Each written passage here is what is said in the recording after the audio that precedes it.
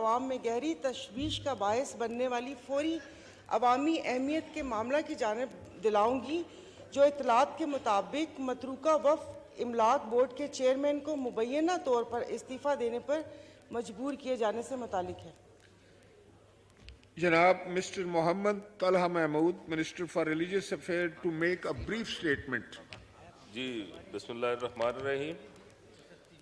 जनाब चेयरमैन, यहाँ पर मतरूका वक्फ इमलाक बोर्ड के जो एक ये हमारा ये जो बॉडी है, ये कॉरपोरेट है और इसे हमारी जो फेडरल गवर्नमेंट है, ये एक्ट 1975 के तहत ये कायम हुआ था और सेक्शन 28 के तहत इसके रूल्स वगैरह बनाए गए थे।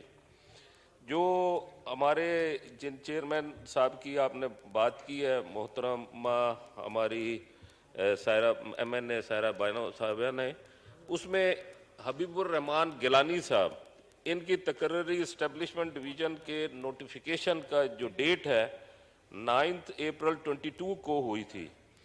मुझे इनका इस्तीफ़ा मिला है, जो इन्होंने मुझे दिया है, ये इस्तीफ़ा मेरे पास जो आया है, ये आया है 9, ये इनका 2 मई 2023 को आया है।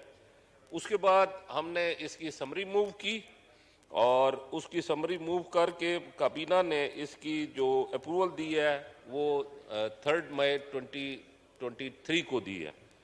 और उसके बाद फिर चूँकि वो पोस्ट खाली थी तो हमारा जो एडिशनल सेक्रेटरी है अताउर रहमान साहब, उसको फिर 3 महीने के लिए एडिशनल चार्ज दिया गया है। बाकी इसमें जो आपकी इसमें हमारी रहनुमाई होगी, मैं हाजिर हूँ। जी, मोहतरमा Saira Bano to ask one question. जी सर, ये इसलिए पूछा कि ये कुछ अफवाहें गर्दिश कर रही थी कि उनसे जो रिजिग्नेशन है वो ज़बरदस्ती लिया गया, क्योंकि 1 मई को लेबर डे की छुट्टी थी, 2 को जैसे वो आए और सुबह 11 बजे उनको इतनी जल्दी थी कि उन्होंने साइन कर दिया। कुछ ऐसा सुनने को मिला है, तो इस वजह से मैंने उस क्लैरिफिकेशन के लिए किया था, क्योंकि वो बहुत अच्छा काम कर रहे थे।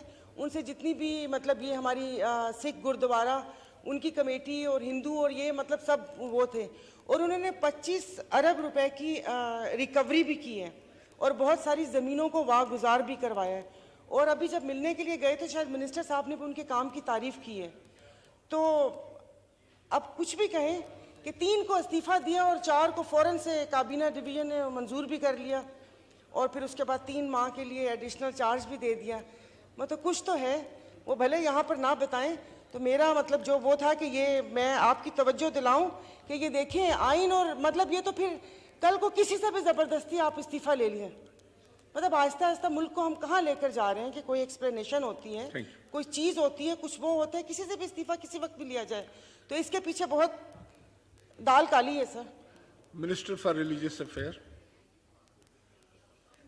तो अपनी सारी तफसील बता दी है। इसमें उनकी 1 माह की तनख्वाह की अदायगी जो है वो भी जो रूल्स के मुताबिक थी वो हो चुकी है।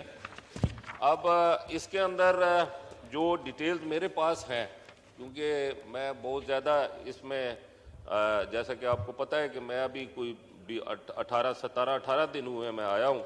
मैं जो डिटेल मेरे पास इस वक्त आई हैं, इस्तीफ़ा उनका मेरे पास मौजूद है। उसके बाद जो रूल्स एंड रेगुलेशंस हैं वो भी मेरे पास मौजूद हैं। और उसके बाद जो मुझे जैसे ही उनके रिज़ाइन के बाद मुझे उनकी समरी मूव करनी थी वो मैंने उसी वक्त के ऊपर मूव की है। फिर कैबिनेट ने उसकी अप्रूवल दी है। उसके बाद वो पोस्ट खाली थी और मुझे एडिशनल चार्ज किसी को देना था, तो मैंने अपने एडिशनल सेक्रेटरी को उसका एडिशनल चार्ज दिया। इसके अलावा मेरे पास और कोई तफसीलात नहीं। अगर आप मज़ीद जिस तरह आपने कहा कि दाल काली है, तो उस काली दाल की अगर आप तहकीकात करें या वट एवर जो भी करें, मुझे तो उस पर कोई एतराज़ नहीं। Minister for parliamentary affairs. Speaker साहब, ये जो कॉलिंग टेंशन्स पे अभी प्रोसीडिंग्स हो रही हैं, हमारी जो मेंबर साहब हैं उन्होंने फरमाया है कि अफवाहों की बुनियाद पे हम ये मैंने कॉलिंग टेंशन मूव की है अफवाह की बुनियाद पे उन्होंने अपनी वर्बेटम निकाल लें, मैंने सुना है अभी। तो मेरी आपसे गुजारिश होगी कि ज़रा रूल्स को देखा जाए, अफवाहों की बुनियाद पर इस हाउस के अंदर कॉलिंग अटेंशन नोटिस एजेंडे पे न लाया।